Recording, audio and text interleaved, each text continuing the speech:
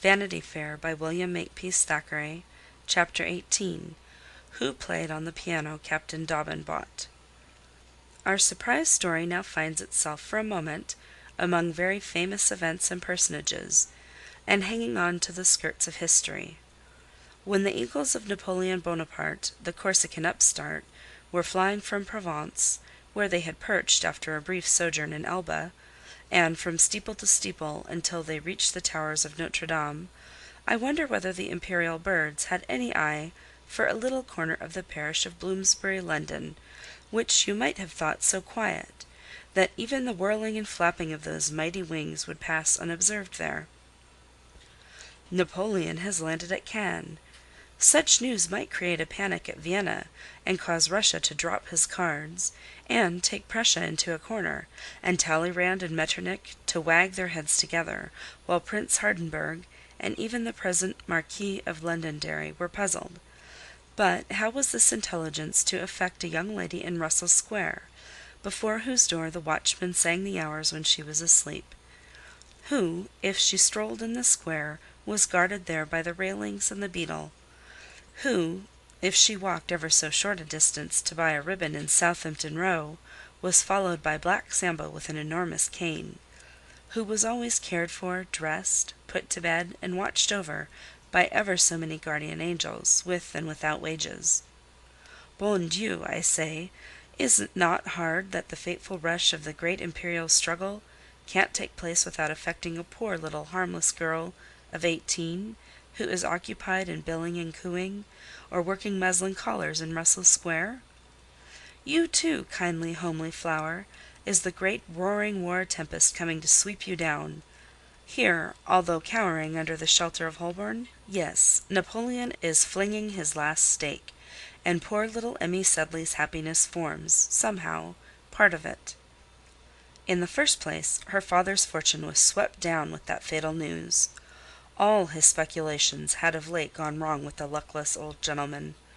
Ventures had failed, merchants had broken, funds had risen when he calculated they would fall. What need to particularize? If success is rare and slow, everybody knows how quick and easy ruin is. Old Sedley had kept his own sad counsel.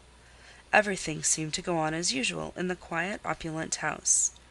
The good-natured mistress pursuing, quite unsuspiciously, her bustling idleness, and daily easy avocations. The daughter absorbed still in one selfish, tender thought, and quite regardless of all the world besides, when that final crash came, under which the worthy family fell. One night Mrs. Sedley was writing cards for a party. The Osbornes had given one, and she must not be behindhand. John Sedley, who had come home very late from the city, sat silent at the chimney side, while his wife was prattling to him. Emmy had gone up to her room ailing and low-spirited. "She's not happy," the mother went on. "George Osborne neglects her. I've no patience with the airs of those people. The girls have not been in the house these 3 weeks, and George has been twice in town without coming. Edward Dale saw him at the opera. Edward would marry her, I'm sure. And there's Captain Dobbin, who, I think, would. Only I hate all army men. Such a dandy as George has become, with his military airs, indeed. We must show some folk that we're as good as they. Only give Edward Dale any encouragement, and you'll see. We must have a party, Mr. S. Why don't you speak, John? Shall I say Tuesday fortnight? Why don't you answer? Good God, John, what has happened?" John Sedley sprang up out of his chair to meet his wife, who ran to him. He seized her in his arms, and said with a hasty voice, "We're ruined, Mary. We've got the world to begin over again, dear. It's best that you should know all, and at once." As he spoke, he trembled in every limb and almost fell. He thought the news would have overpowered his wife, to whom he had never said a hard word. But it was he that was the most moved, sudden as the shock was to her. When he sank back into his seat, it was the wife that took the office of consoler. She took his trembling hand and kissed it, and put it round her neck. She called him her John, her dear John, her old man, her kind old man. She poured out 100 words of incoherent love and tenderness. Her faithful voice and simple caresses wrought this sad heart up to an inexpressible delight and anguish, and cheered and solaced his overburdened soul. Only once in the course of the long night as they sat together, and poor Sedley opened his pent-up soul, and told the story of his losses and embarrassments, the treason of some of his oldest friends, the manly kindness of some, from whom he never could have expected it, in a general confession, only once did the faithful wife give way to emotion. My God, it will break Emmy's heart," she said. The father had forgotten the poor girl. She was lying, awake and unhappy, overhead. In the midst of friends, home, and kind parents, she was all alone. To how many people can any one tell all? Who will be open where there is no sympathy, or has call to speak to those who never can understand? Our gentle Amelia was thus solitary. She had no confidant, so to speak, ever since she had anything to confide. She could not tell the old mother her doubts and cares. The would-be sisters seemed every day more strange to her, and she had misgivings and fears which she dared not acknowledge to herself, though she was always secretly brooding over them. Her heart tried to persist in asserting that George Osborne was worthy and faithful to her, though she knew otherwise. How many a thing had she said, and got no echo from him? How many suspicions of selfishness and indifference had she to encounter and obstinately overcome? To whom could the poor little martyr tell these daily struggles and tortures? Her hero himself only half understood her. She did not dare to own that the man she loved was her inferior, or to feel that she had given her heart away too soon. Given once, the pure, bashful maiden was too modest, too tender, too trustful, too weak, too much woman to recall it. We are Turks with the affections of our women, and have made them subscribe to our doctrine too. We let their bodies go abroad liberally enough, with smiles and ringlets and pink bonnets to disguise them, instead of veils and yakmaks. But their souls must be seen by only one man, and they obey not unwillingly, and consent to remain at home as our slaves, ministering to us and doing drudgery for us.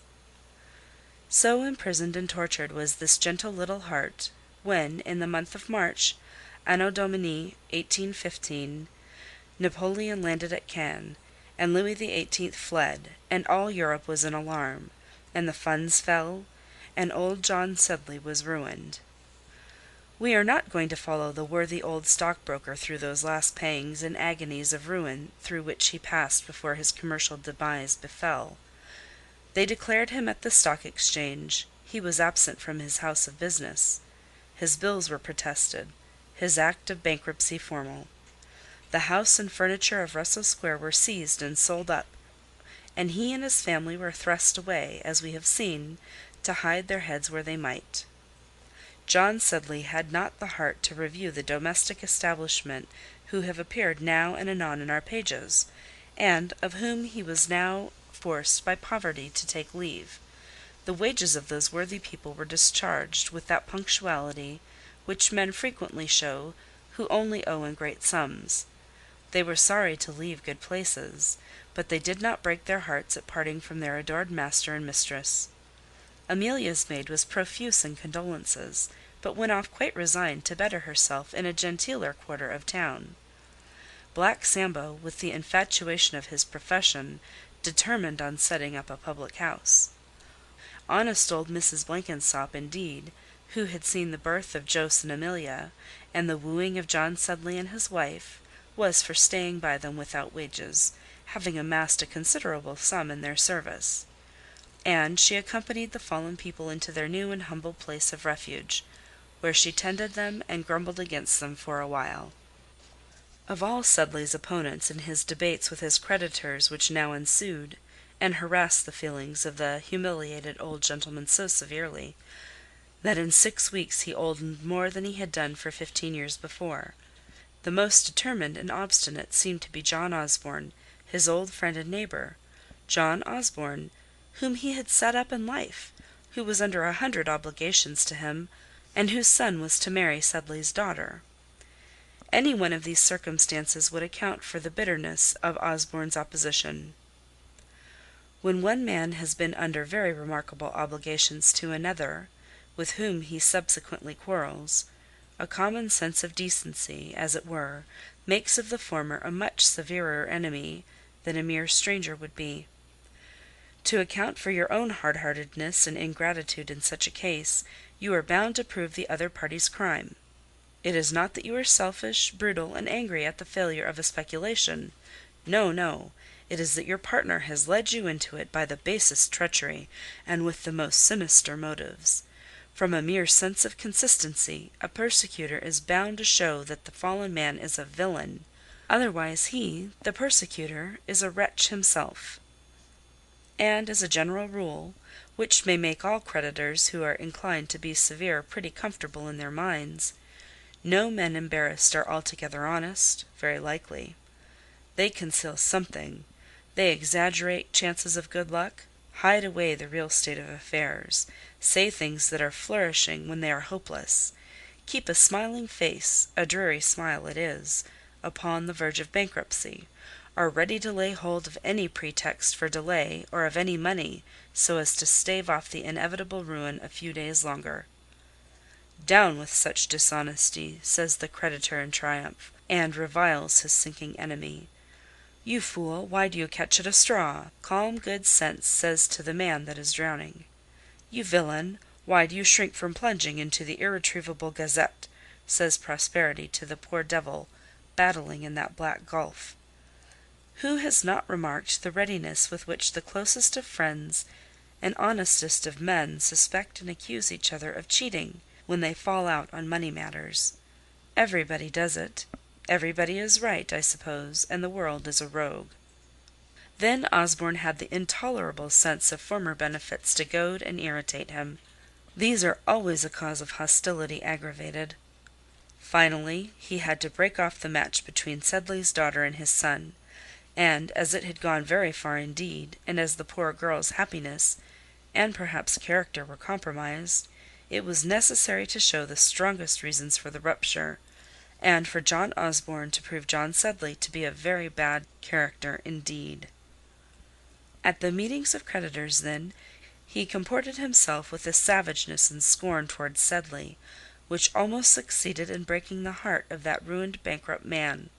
On George's intercourse with Amelia, he put an instant veto, menacing the youth with maledictions if he broke his commands, and vilipending the poor innocent girl as the basest and most artful of vixens.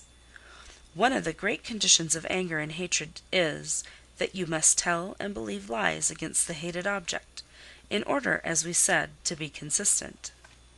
When the great crash came, the announcement of ruin, and the departure from Russell Square, and the declaration that all was over between her and George, all over between her and love, her and happiness, her and faith in the world, a brutal letter from John Osborne told her, in a few curt lines, that her father's conduct had been of such a nature that all engagements between the families were at an end. When the final award came, it did not shock her so much as her parents, as her mother rather expected, for John Sedley himself was entirely prostrate in the ruins of his own affairs and shattered honour. Amelia took the news very palely and calmly. It was only the confirmation of the dark presages which had long gone before. It was the mere reading of the sentence, of the crime she had long ago been guilty, the crime of loving wrongly, too violently, against reason. She told no more of her thoughts now than she had before.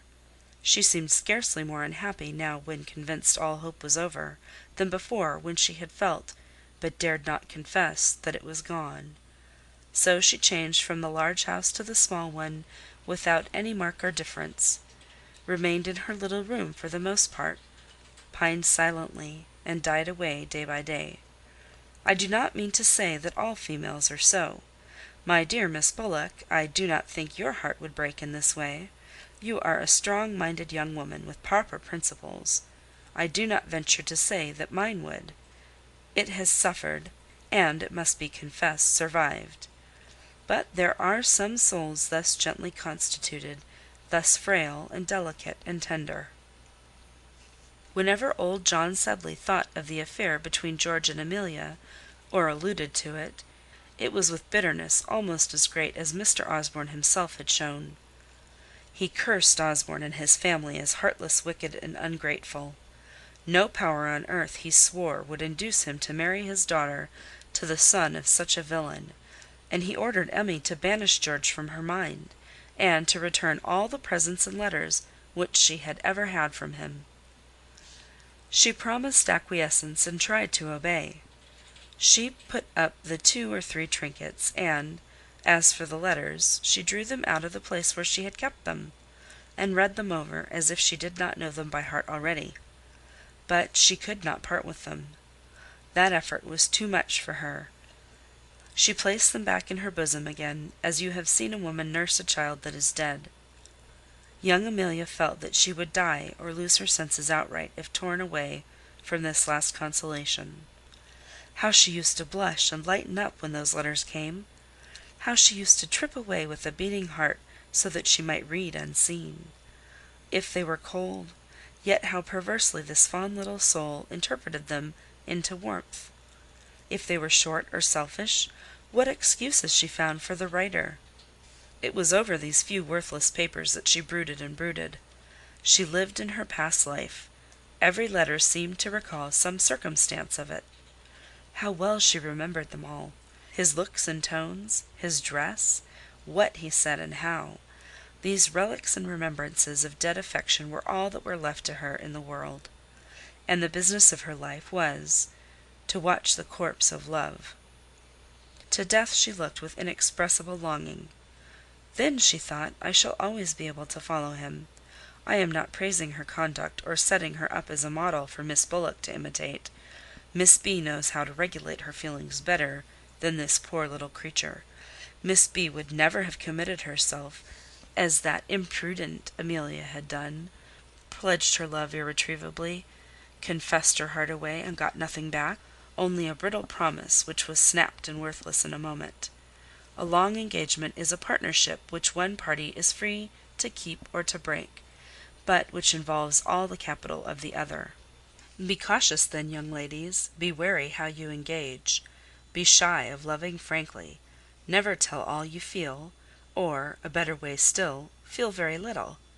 See the consequences of being prematurely honest and confiding, and mistrust yourselves and everybody. Get yourselves married as they do in France, where the lawyers are the bridesmaids and confidants. At any rate, never have any feelings which may make you uncomfortable, or make any promises which you cannot at any required moment command and withdraw. That is the way to get on, and be respected, and have a virtuous character in Vanity Fair. If Amelia could have heard the comments regarding her which were made in the circle from which her father's ruin had just driven her, she would have seen what her own crimes were, and how entirely her character was jeopardized.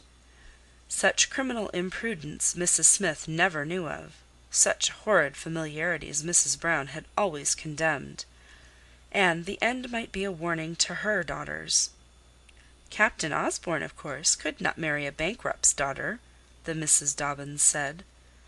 It was quite enough to have been swindled by the father. As for that little Amelia, her folly had really passed all. All what? Captain Dobbin roared out. Haven't they been engaged ever since they were children?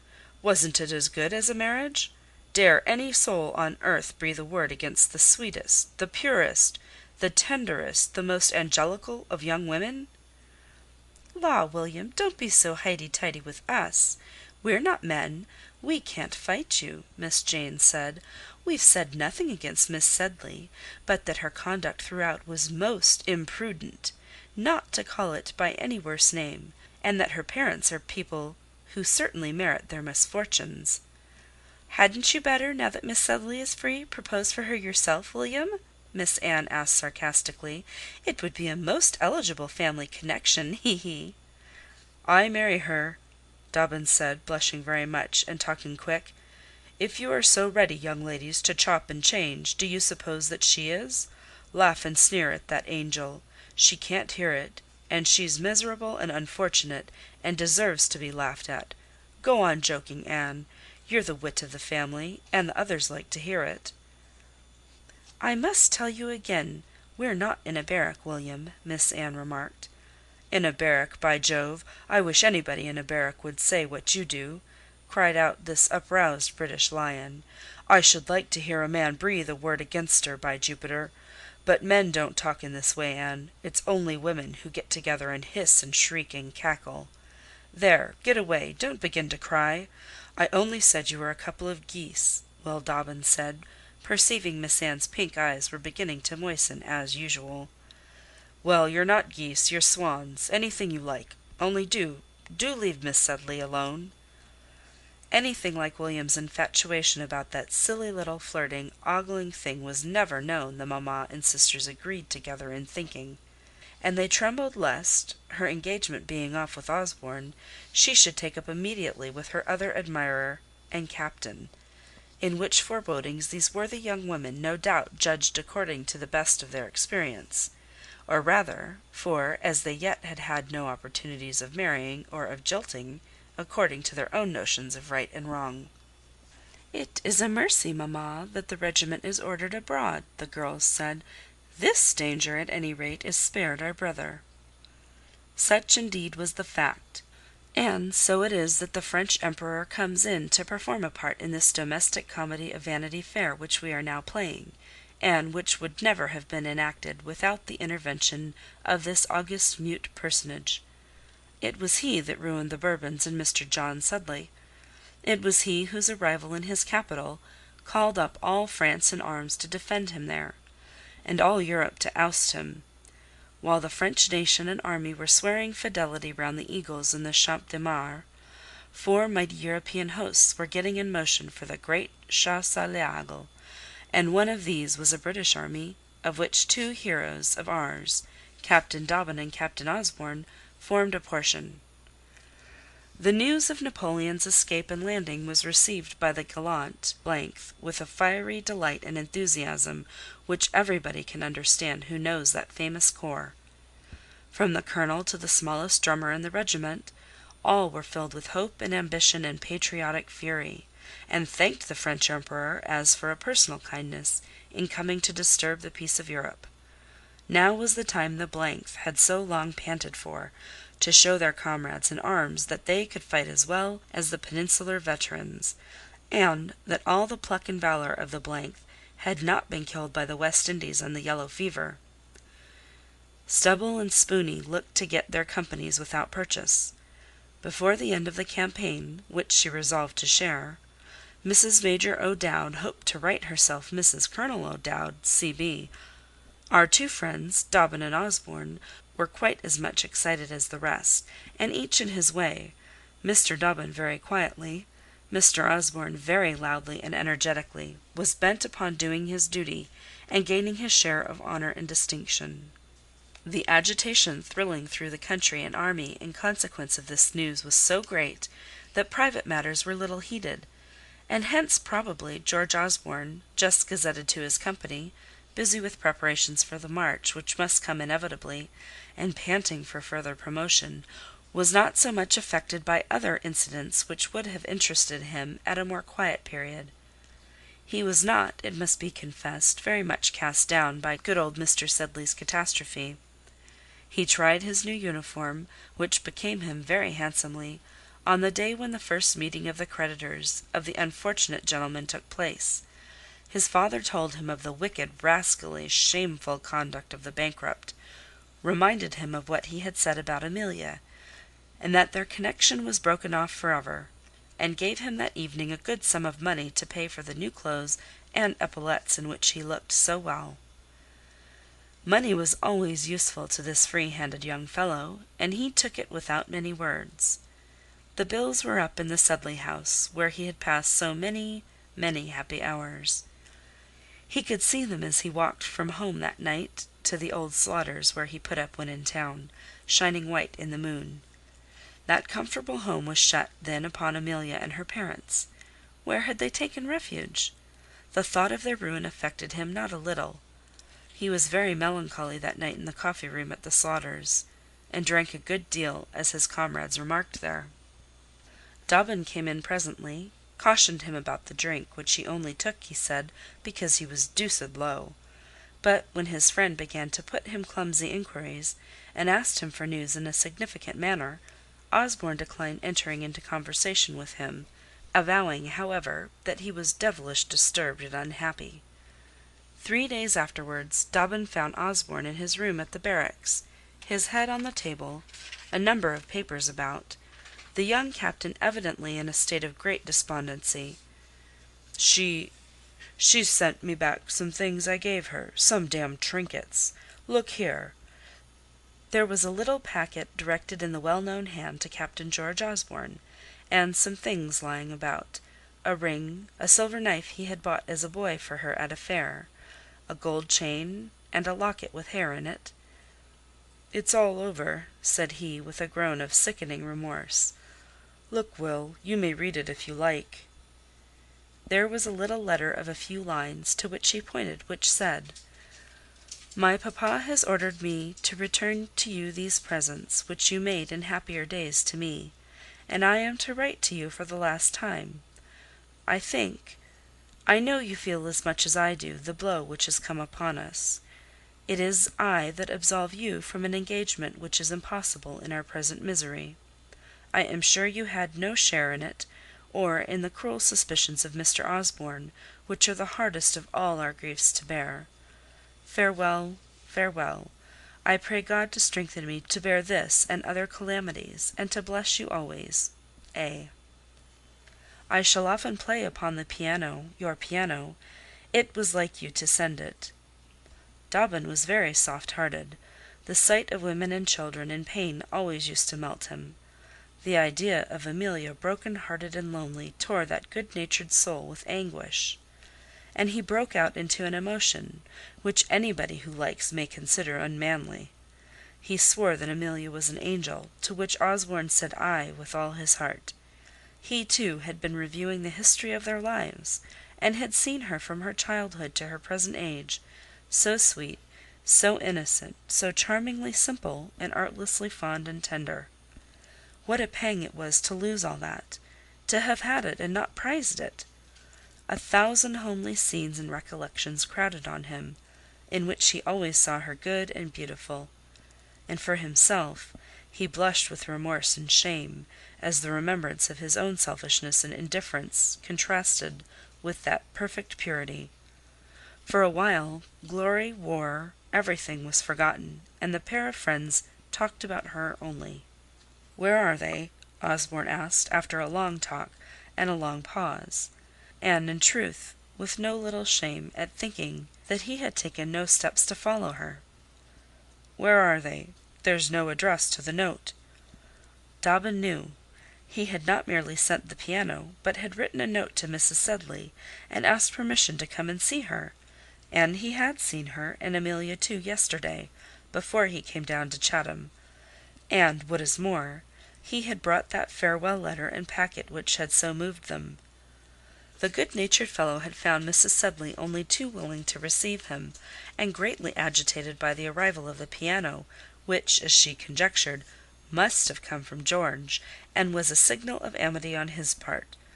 Captain Dobbin did not correct this error of the worthy lady, but listened to all her story of complaints and misfortunes with great sympathy, condoled with her losses and privations, and agreed in reprehending the cruel conduct of Mr. Osborne towards his first benefactor.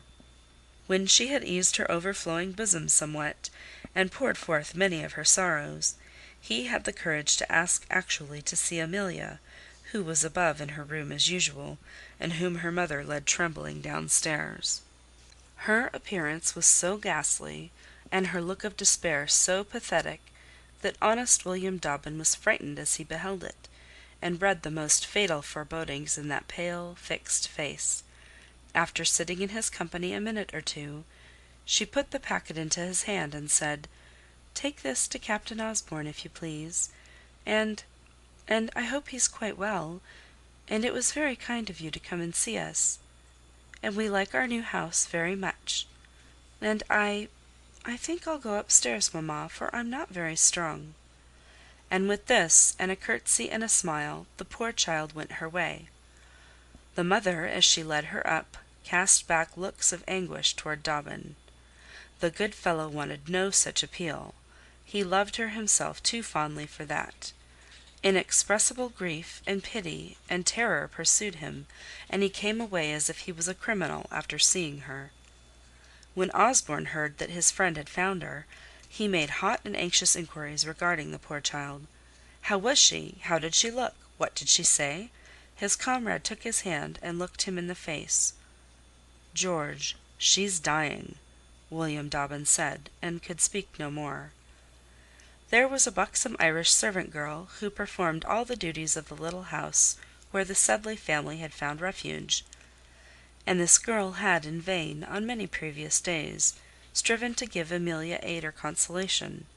Emmy was much too sad to answer, or even to be aware of the attempts the other was making in her favour. 4 hours after the talk between Dobbin and Osborne, this servant maid came into Amelia's room, where she sat as usual, brooding silently over her letters, her little treasures. The girl, smiling and looking arch and happy, made many trials to attract poor Emmy's attention, who, however, took no heed of her. "Miss Emmy?" said the girl.